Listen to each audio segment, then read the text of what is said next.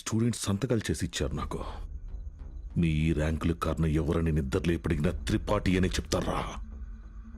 Public లో పొరపాటుని పేరు తలిచిన ఒక్కరికి కూడా ఫ్యూచర్ లేకుండా చేస్తాను. అర్థమైందా?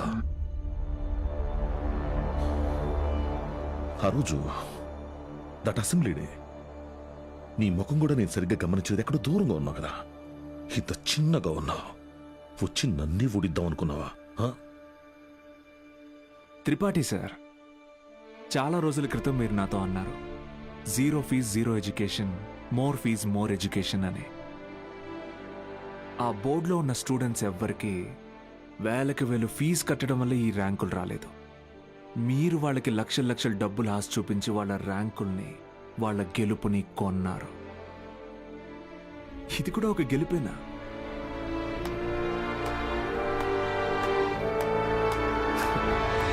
Okay sir, thank you sir, take care sir.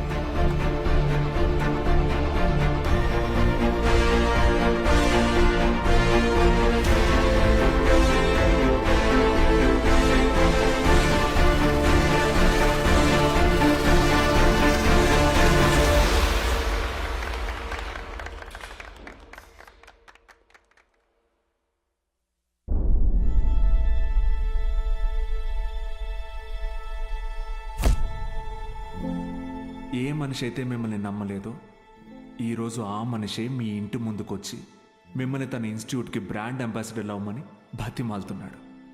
ఏదే బూస్ట్కి సచిన్ ఉన్నట్టు. ఇది కదా నేను మీకు దక్కాలనుకున్న రెస్పెక్ట్. వచ్చింది. సూపర్. సంతకాలు పెట్టండి. కాంట్రాక్ట్ మీద సంతకాలు పెట్టండి. చదువు అనేది వ్యాపారంగా మారి చాలా కాలమైంది. ఫ్యూచర్లో ఇది ఇంకా పెద్ద వ్యాపారం అవుతుంది. ఈరోజు ఇంటర్ ఫస్ట్ ఇయర్, సెకండ్ ఇయర్కి వసూలు చేసే ఫీజుల కంటే ఎక్కువ ఫీజులు ఎల్కేజీ, యూకేజీ క్లాసులకి వసూలు చేసే రోజులు వస్తాయి. మన కంటికి కనపడేది త్రిపాఠి ఒక్కడే, కానీ తనలాంటి వాళ్ళు ఈ దేశంలో చాలామంది ఉన్నారు. మీ చదువుకి ఖర్చు అయ్యే ప్రతి రూపాయి త్రిపాఠి జేబులో నుంచే రానివ్వండి. మీ ఇంట్లో వాళ్ళకి ఇస్తానన్నవన్నీ ఇవ్వనివ్వండి. పై చదువులు చదివిస్తాడా? చదవండి. తన అహంకారాన్ని వాడుకొని మీరు ఎదగండి. మంచి పొజిషన్కి వెళ్ళండి. బాగా సెటిల్ అవ్వండి. అప్పుడు చదువుని కొనలేని వాళ్ళకి చదువుని పంచండి. మీలాగా వాళ్ళని గెలిపించండి. 46 మంది ఉన్నారు. మీరు తలుచుకుంటే ఎంతో మంది జీవితాల్ని మార్చగలరు.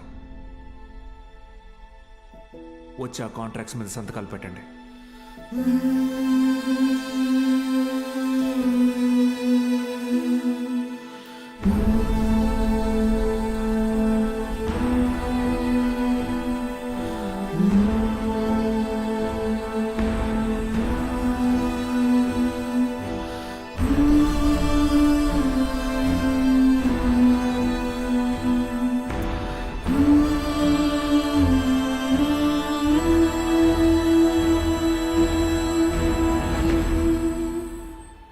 నేను త్రిపాఠి ఎడ్యుకేషనల్ ఇన్స్టిట్యూషన్లో చేరిన మొదటి రోజు ఎప్పటికీ మర్చిపోలేను.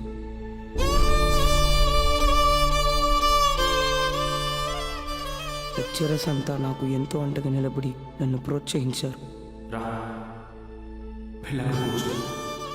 నేనేదైనా తప్పు చేస్తే దండించేవారు.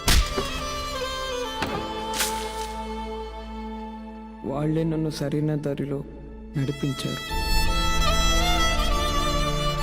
నాకంటూ ఒక లక్ష్యాన్ని ఏర్పరిచి అందులో నన్ను గెలిపించారు.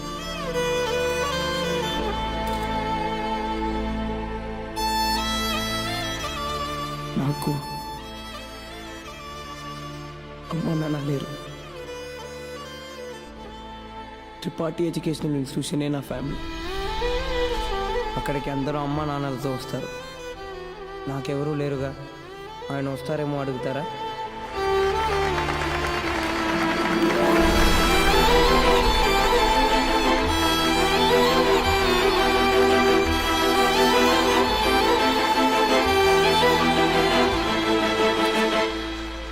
వెళ్ళిపోయాడు. వరం ఇచ్చిన తర్వాత తర్వాత దేవుడు ఎలా మాయమైపోతాడో అలా మాయమైపోయాడు. ఆ తర్వాత బాలు సార్ని మేము ఎప్పుడూ కలవలేదు. ఆయన ఉంటే త్రిపాఠి వల్ల మాకు ఎప్పుడైనా ప్రాబ్లం వస్తుందనుకున్నాడు ఏమో, వెళ్ళిపోయాడు. ఏ పాడుబడిన థియేటర్లో బాలు సార్ మాకు చదువు చెప్పారో ఆ థియేటర్నే ఇప్పుడు మేము కోచింగ్ సెంటర్గా మార్చాం. సంవత్సరం పొడుగునా మా 46 మందిలో ఎవరో ఒకరు వచ్చి ఈ పేద విద్యార్థులకి క్లాసెస్ తీసుకుంటాం. అరే అభి మీ తాతరా? ఇక్కడ చదువు అమ్మబడదు, పంచబడుతుంది.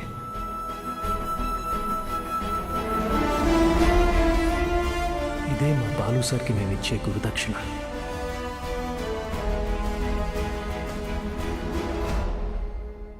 ఇప్పుడు బాలు సార్ ఎక్కడున్నారు సార్? తెలీదు.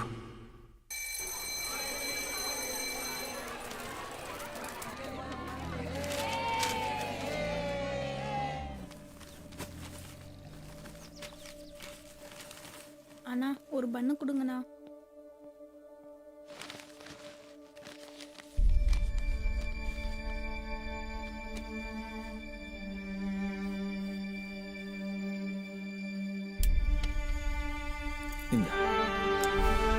தேங்க்ஸ். படிக்கணும்னு ஆசை இருக்கா தம்பி?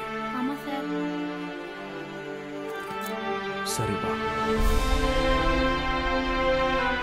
కానీ ఆయన ఎక్కడున్నా చదువుని దేవుడికి పెట్టే నైవేద్యంలాగా పంచుతూనే ఉంటారు.